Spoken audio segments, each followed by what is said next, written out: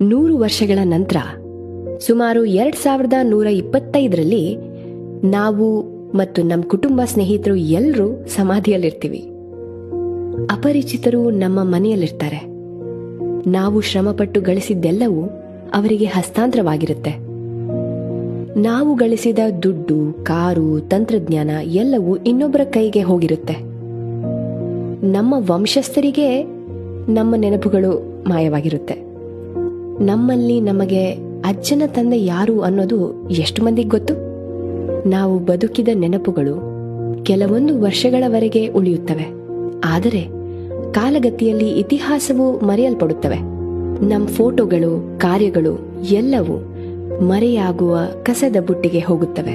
ನಾವು ನೆನಪುಗಳಾಗಿಯೇ ಉಳಿಯಲು ಸಹ ಸಾಧ್ಯವಿಲ್ಲ. ಹೆಚ್ಚು ಸಾಧನೆ, ಹೆಚ್ಚು ಪಡೆಯುವ ಹಂಬಲವೇ ನಾವು ಬದಲಿಸಬೇಕಾದ ವಿಚಾರ. ನಿಜವಾದ ಜೀವನವನ್ನು ಅನುಭವಿಸಲು ನಾವು ಯಾವಾಗಲೂ ಅನೇಕ ಕಡೆಗಳ ಕಡೆ ನೋಡುತ್ತೇವೆ. ಆದರೆ ಇದು ನಮ್ಮ ಪಾಲಿಗೆ ಇಗ್ನರೆನ್ಸ್ ಆರ್ ವೀಕ್ನೆಸ್ ಅಲ್ವೇ? ನಾನು ಬದಲಾಯಿಸಿದೆ.